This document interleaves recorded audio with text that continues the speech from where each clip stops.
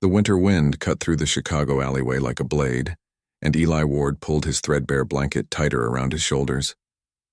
At 17, he had learned that survival meant finding warmth in forgotten corners, stealing moments of rest between the harsh realities of street life. Tonight, the cold was particularly vicious, turning his breath into clouds of vapor that disappeared into the darkness. He was about to settle into his usual spot behind the dumpster when he heard it, a sound that didn't belong. Not the shuffle of rats or the distant wail of sirens, but something else, a low clicking wheeze that made his skin prickle with instinctive alarm. Eli crept forward, his curiosity overriding his caution. What he found made him freeze. Slumped against the brick wall was a figure unlike anything he had ever seen. It was humanoid but wrong in every subtle way. Too tall, too angular, with skin that shimmered like oil on water even in the dim light. Its chest rose and fell in labored movements, and from somewhere beneath its strange, segmented armor, a pale blue liquid was pooling on the concrete. "Holy," Eli whispered, his mind struggling to process what his eyes were showing him. The creature's head turned slightly, and Eli found himself staring into eyes that held depths he couldn't fathom, black like deep space, with tiny pinpoints of light that might have been stars. When it spoke, the words came out in a series of clicks and whistles, but somehow Eli understood the meaning behind them. Dying, far from home, cold. Eli looked down at the thin blanket in his hands, his only real possession, the thing that had kept him alive through countless freezing nights.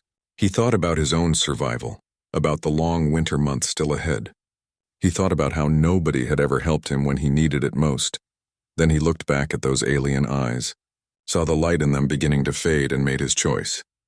"Here," Eli said softly, draping the blanket over the creature's shivering form. "It's not much, but it's warm."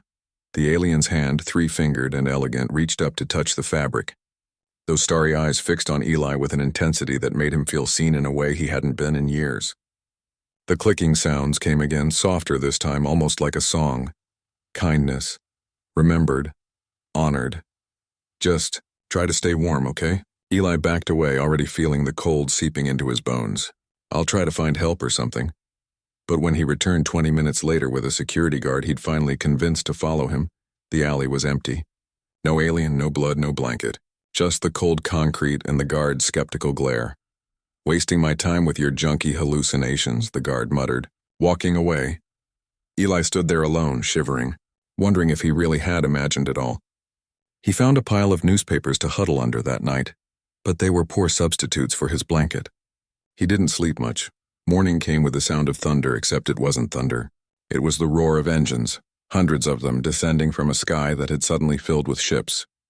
Eli stumbled out of the alley, joining the growing crowd of people staring upward in disbelief as massive vessels, each one the size of a city block, settled over Chicago like metal clouds. The news helicopters arrived within minutes.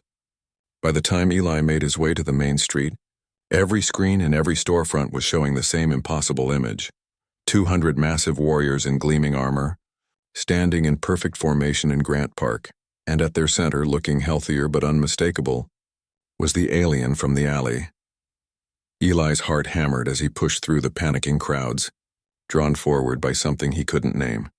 Police and military had already established a perimeter, but the barriers seemed meaningless when the aliens could clearly destroy the entire city if they chose to.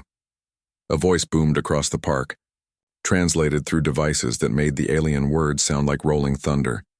"We seek the one called Eli Ward." The crowd fell silent. Eli felt every eye turn toward him, though no one yet knew who he was. His legs trembled as he stepped forward, raising his hand. I'm Eli Ward." The sea of warriors parted, creating a path straight to their leader, Kareth. Eli somehow knew that was the alien's name now, walked forward with steady grace, no longer dying, no longer weak. Behind him, a smaller figure carried something draped in cloth of silver and gold. Kareth stopped before Eli and lowered himself to one knee. Every single warrior behind him did the same, creating a wave of motion that rippled through their ranks. The gesture was unmistakable, transcending species and culture, respect, gratitude. "Honor Eli Ward," Kareth's voice came through the translator. But Eli could hear the clicks and whistles beneath, musical and warm. "You are the first human I met. You are the reason I survived." In my culture, there is no greater debt than life debt, and no greater honor than meeting compassion with compassion. The smaller alien came forward, unveiling what they carried. It was Eli's blanket, but transformed. The threadbare fabric had been preserved at its center, now surrounded by material that seemed to capture starlight, woven with threads that glowed softly in rainbow hues. This, Kareth continued, is now a banner of your honor, but it is not all we bring. He gestured, and other warriors came forward bearing items, clothing that adapted to temperature, food synthesizers, medical devices. But more than that, they brought tablets and documents. You will want for nothing again, Eli Ward. You have housing, education, resources, whatever you need. But more than this, you have proven something we had wondered about humanity. Kareth's eyes fixed on him, those star-filled depths now warm with something like affection. We have watched your species from afar, seeing your wars, your divisions, your cruelty. We debated whether to make contact at all. He stood, placing a 3-fingered hand on Eli's shoulder. Then you, a boy with nothing, gave everything to a dying stranger. You showed us that humanity, at its core, understands the most fundamental truth of civilization. We are all strangers until someone chooses kindness. Around them, cameras captured every moment. Eli was aware of the world watching, but all he could focus on was the weight of that hand on his shoulder, the warmth in those alien eyes. The Confederation of Worlds formally requests diplomatic relations with humanity, Kareth announced, his voice carrying across the park and into every device on Earth. And we do so because one human boy reminded us that greatness is not measured in weapons or wealth, but in the willingness to give when you have nothing left to give. Eli looked down at the transformed blanket, then back up at the 200 warriors still kneeling in respect. Somewhere in his chest, something that had been frozen for years began to thaw. He thought about all the cold nights, all the times he'd been invisible, all the moments he'd wondered if he mattered at all. His voice cracked. I just didn't want you to die alone. Kareth made that clicking sound again, the one Eli now recognized as laughter. And in saving one life, you may have saved billions. That, Eli Ward, is the power of compassion. That is humanity, fuck yeah. The translator glitched slightly on those last words, probably not programmed for such colloquial expressions, but somehow they felt exactly right.